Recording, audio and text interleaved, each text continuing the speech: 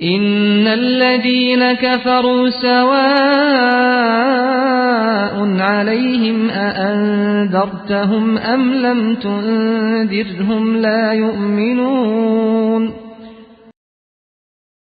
هر آینه آنان که کافر شده اند برابر است بر آنها که ترسانی آنها را یا نه ترسانی آنها را ایمان نیارند. یعنی آنهایی که آیاتهای کتاب ربانی را انکار نموده بر رسول الله بودن محمد صلی الله علیه وسلم بالکل باوری ندارند، آنها کافر شدگانند. ای محمد صلی الله علیه وسلم، تو آنها را با آمدن روز قیامت ترسانی یا نه ترسانی برابر است. آنها ایمان نمیارند و به تو باور هم نخواهند کرد.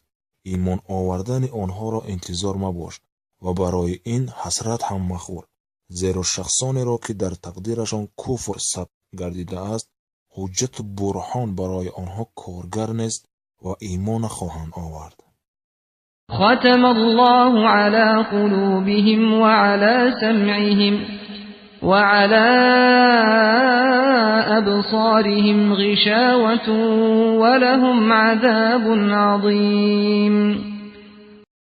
مهر نهاده است الله تعالی بر دلهای آنها و بر چشمهای آنها پرده است و آنها را عذاب بزرگ است.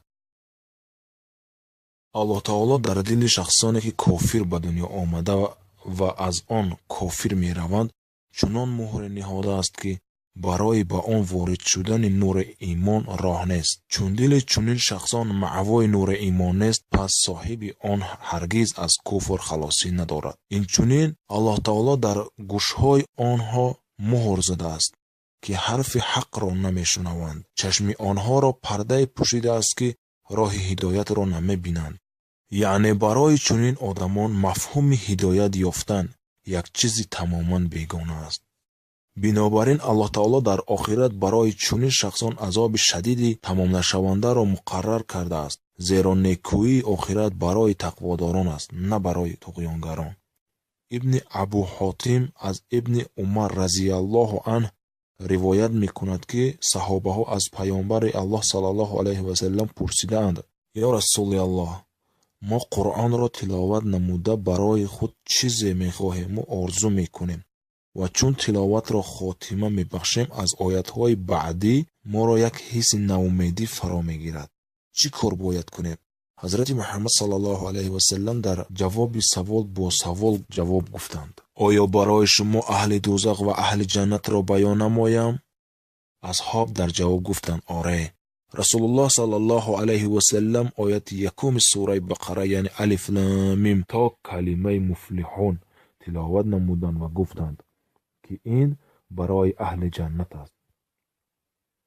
اصحاب گفتند: ما امید داریم که از این شمار باشیم.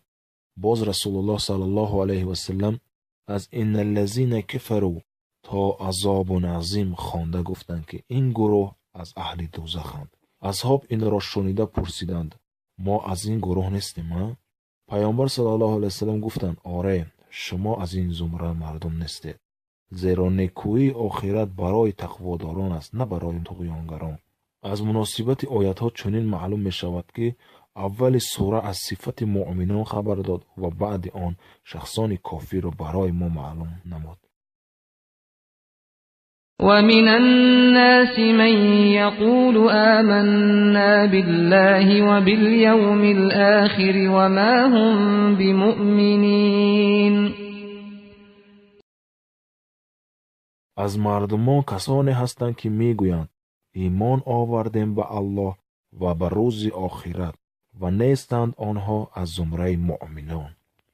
الله تعالی ضمن آیت مذکور چهره منافقان را آشکار نموده فرموده است که یک زمره مردمانند که با زبان خود اقرار می شوند که ما با یگانگی الله تعالی و بر حق بودن فرستاده او محمد صلی الله علیه و سلم و به کتاب ربانی بودن قرآن و به روز آخرت باوری داریم و آن همه را تصدیق میکنیم. لیکن الله تعالی در دوام آیت فرموده است که چنین افراد نه حقیقت را تصدیق کننده اند و نه مؤمنند، زیرا آنها این سخن را تنها به زبان میگویند نه از صمیم قلب. این طایفه را که زبانشان خلاف باطنشان است منافق میگویند. منافق شخصی است که به منفعت خویش گاه طرف مؤمنان و گاه طرف کافران میل میکنند. يخادعون الله والذين آمنوا وما يخدعون إلا أنفسهم وما يشعرون. خدا و کسانی را که ایمان آورده اند فریب میدهند و با حقیقت جز خودشان کسی را نمی فریبند و آگاه نمی شوند. في قلوبهم مرض فزادهم الله مرضا ولهم عذاب أليم بما كانوا يكذبون. در دلهایشان بیماری است، پس خدا بیماری را به آنها افزون داد و به سبب آنکه دروغ می گفتند برای آنها عذاب درددهنده است. وَإِذَا قِيلَ لَهُمْ لَا تُفْسِدُوا فِي الْأَرْضِ قَالُوا إِنَّمَا نَحْنُ مُصْلِحُونَ. و چون گفته شود آنها را تباهکاری نکنید در زمین، گویند ما فقط اصلاح کاریم. منافقان را عادت این است که در روی زمین فساد می کنند. اگر مؤمن آنها را از این راه برگرداندنی شود، اعراض نموده می گویند که ما با فسادکاری دست نداریم. ما اصلاح کاریم، برای خیر و صلاح جهد و حرکت می کنیم. ما را تباهکار مشناسید. آنها فسق و فساد را عملی خیر می داند، حالان که محض همین تباهکاری آنها باعث خرابی جامعه و هلاک معنویات انسانی می گردد.